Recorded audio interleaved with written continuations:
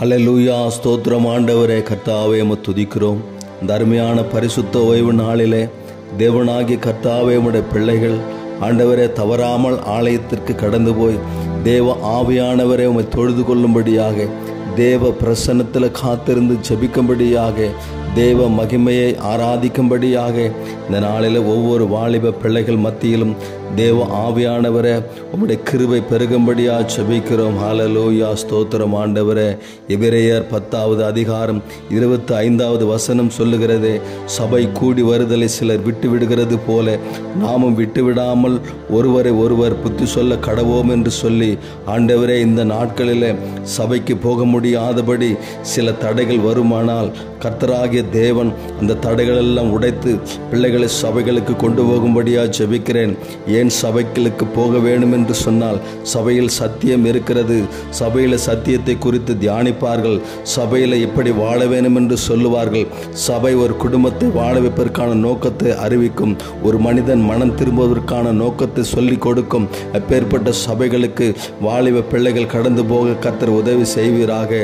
ஆண்டவரே சோத்திரம். இந்த உலகத்தில் விருதாவாய் சுற்றி திரிந்து பொல்லாத பாவங்களுக்கு அடிமைப்பட்டு ஆண்டவரே சோத்திரம் வஞ்சகத்தையும் பொய்யும் பொறாமையும் இச்சையும் அடைகிற ஜனங்கள் ஆண்டவரே சோத்திரமப்பா அவர் குடும்பத்திற்கு பொருந்தமானது இல்லாதபடிக்கு குடும்பத்தில் ஆண்டவரே அவர்கள் சீர்கேடான பிள்ளைகளாய் மாறிப்போகிறதை பார்க்கிறோம்.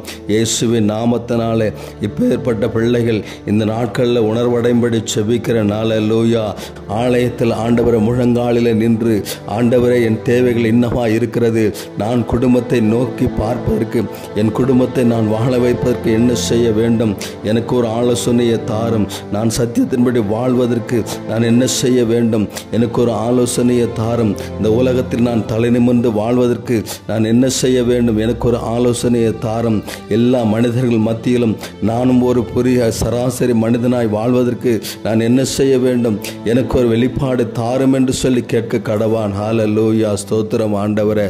பரிசுத்தமுள்ளவரே, என் ஜனங்கள் ஒருவேளை இந்த நாட்களில் முழங்காலில் நின்று, இயேசுப்பா என் தேவைகளை சந்தியும், என் தேவைகளை சந்தியும், நான் ஆண்டவரே சோத்திரமப்பா நான் நெருக்கத்தில் இருக்கிறேன், நான் கடன் பிரச்சனையில் இருக்கிறேன், என் வாழ்க்கையில் நிம்மதி இல்லை, என் வாழ்க்கையில் ஒரு சுதந்திரம் இல்லை, நான் நெருக்கப்படுகிறேன் என்று சொல்லி கேட்பார்கள்.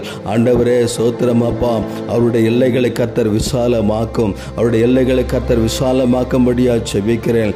யாப்பேசு கேட்டான், ஆண்டவரே என் தாய் என்ன துக்கமாக ஈன்றெடுத்ததினால் எனக்கு யாப்பேஸ் என்று பெயர் வைத்தார், என் எல்லையை விசாலமாக்கும் ஆண்டவரே, என் எல்லையை விசாலமாக்கும் ஆண்டவரே என்று சொல்லி கேட்கிற போது ஆண்டவரே அவருடைய ஜபங்கள் கேட்கப்பட்டதை பார்க்கிறோம். உன்னதமானவரே, இந்த நாட்கள் உம்முடைய பிள்ளைகள் கதறி ஜெபிக்கிற ஒவ்வொரு ஜபங்களையும் கர்த்தர் கேட்பீராக.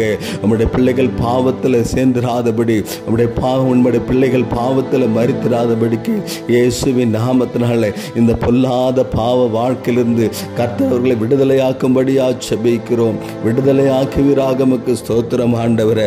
இந்த நாட்களில் மனம் திரும்பி, ஐயோ இதுவரையிலும் என்னால் ஆலயத்திற்கு போக முடியாமல் ஒரு சூழ்நிலை இருந்தது, இன்றைக்கு இந்த ஜபத்தை கேட்கிற, இன்றைக்கு இந்த வார்த்தை கேட்கிற என்னுடைய வாழ்க்கையில் நான் ஆலயத்துக்கு போக வேண்டும் என்று சொல்லி ஒப்பு கொடுத்த தன் இருதயத்தில் ஒரு உணர்வின் ஆவியானவர் அவனோடு பேசும்படியா ஜெபிக்கிறேன். அவனோடு பேசட்டும் இயேசுவின் நாமத்தினாலே.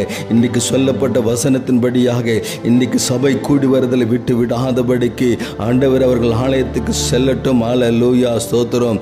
ஏன் ஆலயத்துக்கு செல்ல வேண்டும்? வேதம் சொல்லுகிறது, இதோ காலம் சமீபமாக இருக்கிறதே, இதோ காலம் சமீபமாக இருக்கிறதே, யார் என்னை தப்புவிப்பார் என்று சொல்லும்படியாக ஆண்டவரே சோத்திரம் அப்பா உடைய பிள்ளைகளுடைய பாரங்கள் நெருக்கங்கள் எல்லாவற்றையும் ஆண்டவரே இந்த சத்திய வசனத்தை அவர்கள் கேட்கிற போது அவர்கள் நெருக்கங்கள் மாற்றப்படும்படியா ஜெபிக்கிறேன்.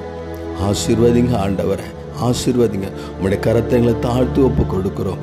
இயேசுவின் நாமத்தில் ஜெபிக்கிறோம் பிதாவே, ஆமென்.